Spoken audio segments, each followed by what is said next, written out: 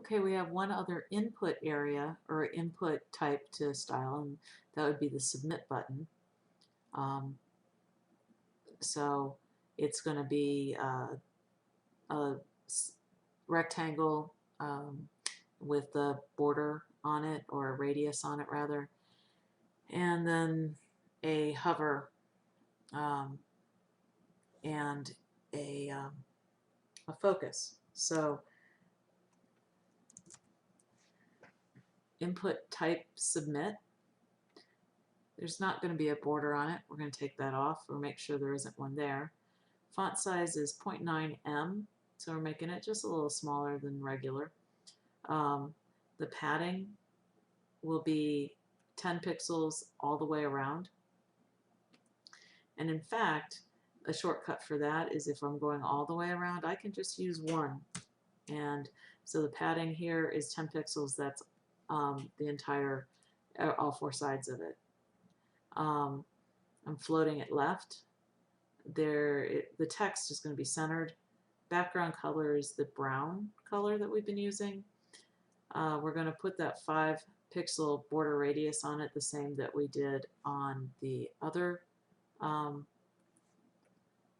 form elements. Text decoration none, just to make sure that it doesn't get an underline on it. And then the color is white.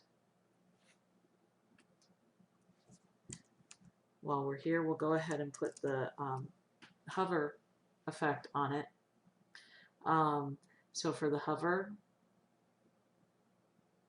and also the focus,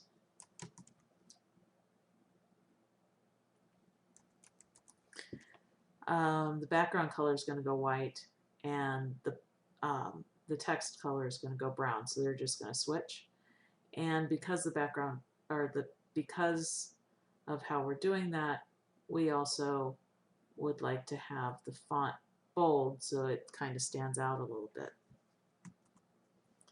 Let's go ahead and take a look at what happens there.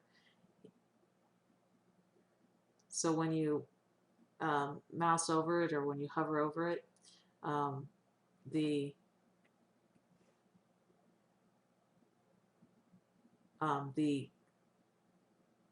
on the wrong one, sorry.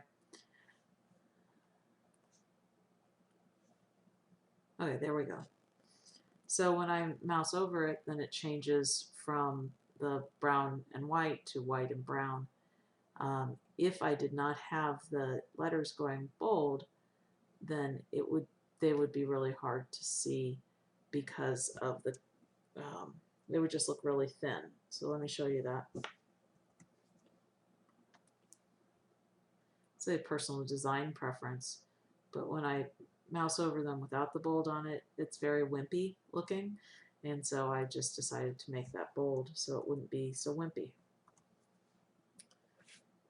A couple other form, or one other form element actually on here.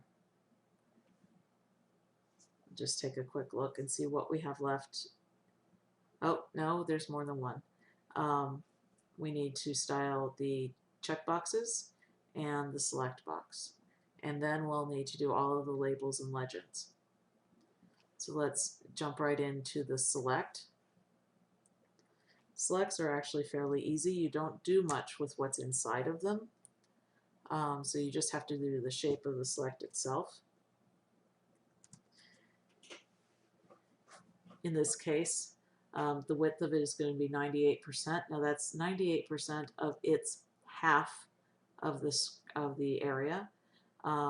Padding in it is 5 pixels all around. Margin 10 at the top, 30 at the bottom, and we're going to put that border radius in there. And we should also grab the ones with prefixes and put them in there as well. So taking a look at that, we now have our select box.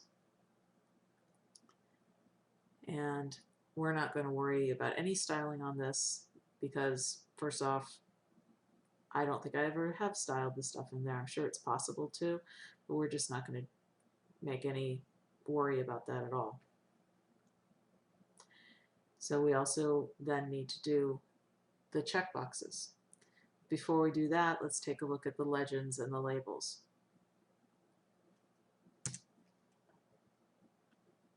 For the labels, we're going to make them bold, and we're going to make them 100% wide so that nothing tries to float up next to them. And you might say, well, nothing is floating up next to them. But if we're not careful, some of these guys might get out of control and start moving on us when we start moving stuff around. So that 100% wide just keeps that from happening. The legend pretty much gets the same styling, except that it gets a margin bottom to go with it.